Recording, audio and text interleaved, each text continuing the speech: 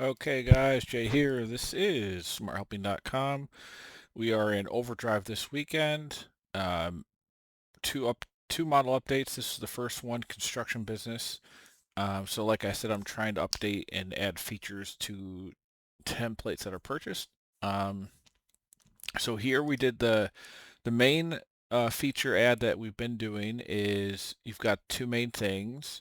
One, sources and uses, which is dynamic and goes up until the stabilization period, and it's all dynamic based on your assumptions, basically showing what you're using your cash for and where that cash is coming from, primarily equity and debt, and then you've got possibly operating positive income or operating negative income. In this case, with the construction business, the way these assumptions are currently set up, we're going heavy into operations before we stabilize. So source and usage summary. Second thing is the equity injection schedule. So this removes the cap table, and now it's a bit easier just to use the template for planning your, like, when you have to put money in, what's available to distribute, and when over the period of 10 years. So it's really simple. This is the monthly detail tab. And if you go to the bottom of it, row 190, you just put in equity injections there. In this case, I just did it right in period 0, and I did it for the minimum amount that we need. Now, some things I changed on the global control related to that are, you still will see the minimum equity required, but now you have an actual equity contributed. Now I've just took the minimum here, copied it, and pasted it into the monthly detail like that, and that's why it matches that, and there's actually no, the projected min cash balance is 0, and what have you. However, and that's kind of how the old template worked, but people might want to be putting cash in over here over time. They might want to have a little bit more than the minimum, and so you can do that. Like, let's say I wanted to put 180 million. Okay, now my minimum cash is going to be, before we stabilize, about 20 million more. And if we go to the sources and uses, you can see how this updated to now have a cash reserve of the difference essentially between the minimum and how much we contributed. So that's nice. The manual distribution, so you could, just to look at equities cash flow, since it's very likely different than the project cash flows, um, you can define manually when cash is distributed, and you could just do it all at the end if you want as well. Um, and this part is where you define the month that distribution start and the minimum cash you want to keep in the business. Um, so if I didn't want to use this, I could just put, a month number that's greater than the total months in the model, which is 120. And if I do that, wait, what am I doing on the exit here? Oh, I was testing some things. Let me put this back to the final year. There you go. And they'll just distribute the rest at the end, just to show. If we look on like the discounted cash flow analysis, here's our equity, and we do have a joint venture option still. Um, you can define the contribution rate and distribution rate for the LP and GP if you have an investor and operator situation. And it's just no waterfalls really. It's just a straight up, how much of the minimum or the cash, the equity here are contributed by the LPs versus the GPs, and then whatever distributed, how much is going to the LPs and GPs. Their IRRs and equity multiples. Um, so this top part still works exactly like it used to. This is pulling the minimum equity required, then taking the project cash flows, doing an IRR on that, discounted cash flow. So nothing changed here, but obviously the investor and owner operator parts have changed based on what I just went over. Check here is fine. It's just the sum of these need to be 0, which you can see they are. It's just making sure that these cash flow streams match up in total, which they do. It didn't change any visuals. We didn't change any. Oh, I could take this part out because this is now elsewhere.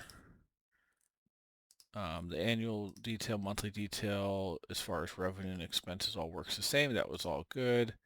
In the model, you'll see there's basically 3 different job types that you can model over time, and you can model those with various cash flow patterns. And then that's how we get our expected. And we have a difference between earned revenue and cash collected as well. That's how you get your expected cash flows. We do have an income statement, balance sheet, cash flow statement. And this does show a difference between earned revenue, which would be your construction revenues here, and actual cash collected. And that's because on our revenue assumptions, we say here the percentage of cash collected over the job's life cycle. So the actual value of the job, and this is calculated here dynamically, but so in this matrix here, you can see the value of a given cohort of jobs over time, 2.5 million in this case for month one cohort. And if we look at the cash flow monthly,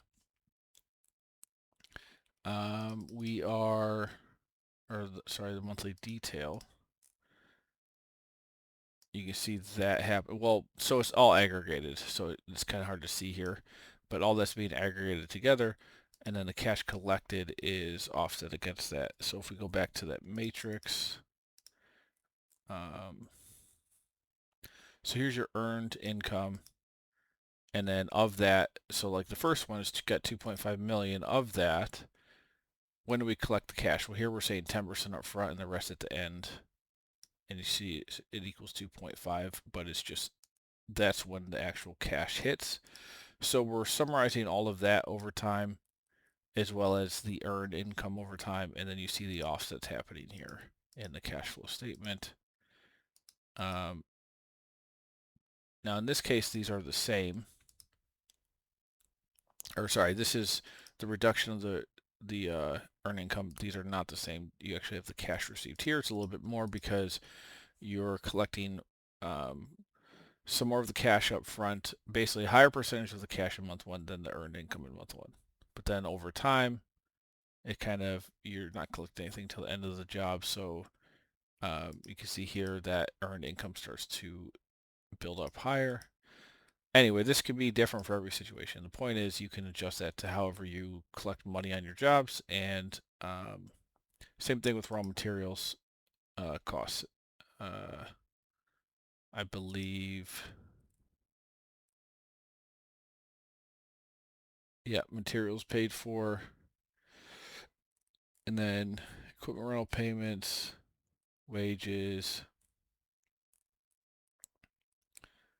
percentage of the job completed, dynamic, and then, oh, maybe we don't offset anything else besides revenue, actually. Yep, we just have, so this is new, the LP and GP equity. We made all that match up with the financial statements. Yeah, all we have is an offset for recognized revenue versus unrecognized revenue, basically. Or essentially a receivable is saying you've done more of the work than you've been paid for. So all of the materials,